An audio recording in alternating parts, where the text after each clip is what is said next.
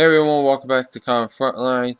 Jay here with another review. Today I'm reviewing Miles Morales, The Ultimate Spider-Man, number 7. The writer of this issue is Brian Michael Bendis with art by David Marquez.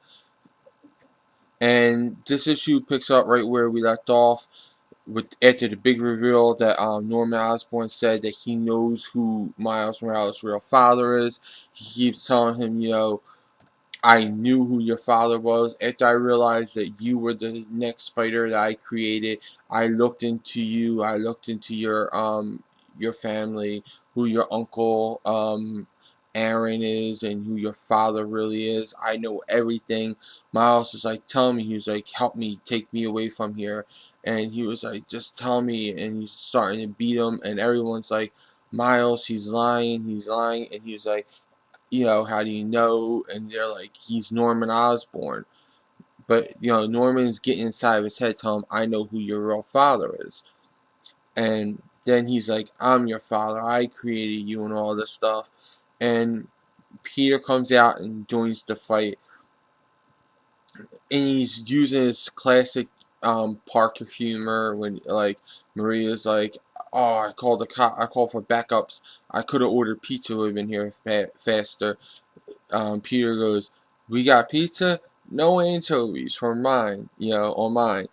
And Aunt May, Gwen, and Mary Jane sit by and watch this fight going on as, these two Spider-Men are beating the Green Goblin up. But Green Goblin just seems to get stronger. Every time they knock him down, he comes back and he feels stronger. And then he starts to fly away, and as he's flying away, Miles is like, no, you can't leave now. You're not doing this again. Peter just throws one of his web shooters over to Miles. Miles clicks it on, thrips a web, goes up after Green Goblin, gives him another Venom blast, knocks him back down, kicks him, punches him. Peter comes over, he joins in when he starts to try to get up again, and they just knock him down this time for what seems to be for good. Maria Hill tells them, you guys got to get out of here, and they're like, let's go to Aunt May's. They're like, no, they'll look for you there, so they eventually go someplace else that we don't really know yet, that we didn't really know where they went. But, Peter's, they're all just standing there, and Aunt May's goes like, I would really like to never have to go through a night like this ever again. I'm not built for this. Never was. And then Peter goes, I know, Aunt May. That's why I'm leaving. And it takes everybody by shock, and he just starts to get changed right there, like taking off his mask, taking off his shirt, putting on a t-shirt and jeans. I don't know where he got the clothes from, but he's putting on civilian clothes that he has there. And he gives his he gives his web shooters to Miles, and he says, I never should have took these from you. You are the real Spider-Man now. He was like, I need to go find out who I am. I need some break. He said, I never should have came back. And everyone's just still in shock about that. Then we see that back at Katie Bishop's house, she's actually watching this on her tablet, and then her parents come home and they're like, okay, young lady, it's time for bed. It's a school night. And they tuck her in and all that. And then as they leave, they're getting ready to shut the door, and the father goes, oh, sweet dreams, and the mother goes, Hail Hydra, and Katie Bishop goes, Hail Hydra. So that's her secret. That's why she doesn't like Spider-Man. That's why she can't be around Spider-Man, because her parents and they're Hydra agents.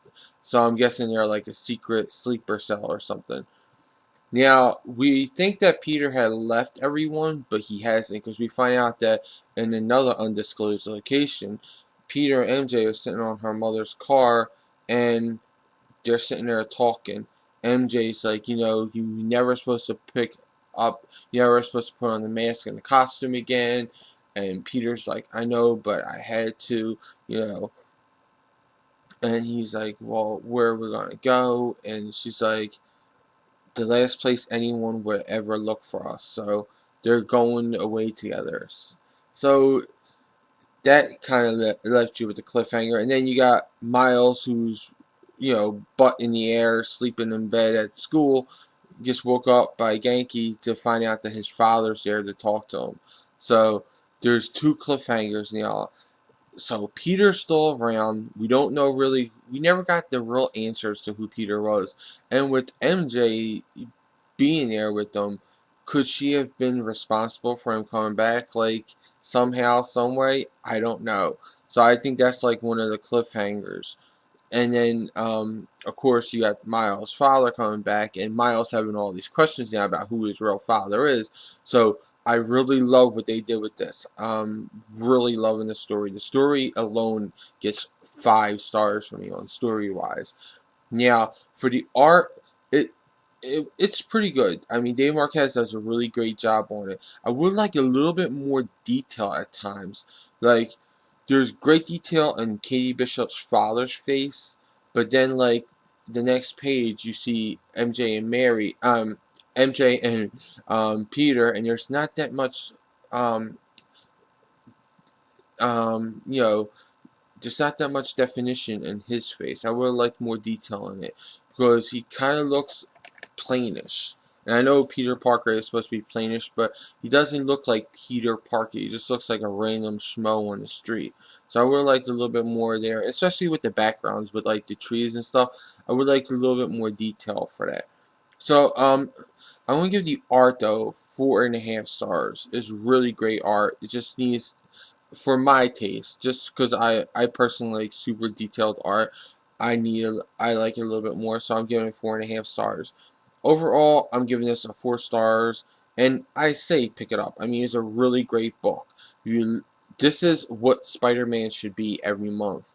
We had action, we had adventure, we had humor, we had, side stories, cliffhangers, everything. Brian Michael Bendis knocks it out of the park again for me. Well, those are my thoughts. Now I want to know what yours are in the comments below. Also, like this video, subscribe to Comic Frontline, check out and subscribe to my channel, The Comic Book Theater. Check out Comic Frontline, the site, for all the latest previews, reviews, news, and interviews. For even more news on all things related to comics, comicrelated.com is your source for all your comic book needs with daily updates. And don't forget to like and follow me and Comic Frontline on Facebook, Twitter, and Google+.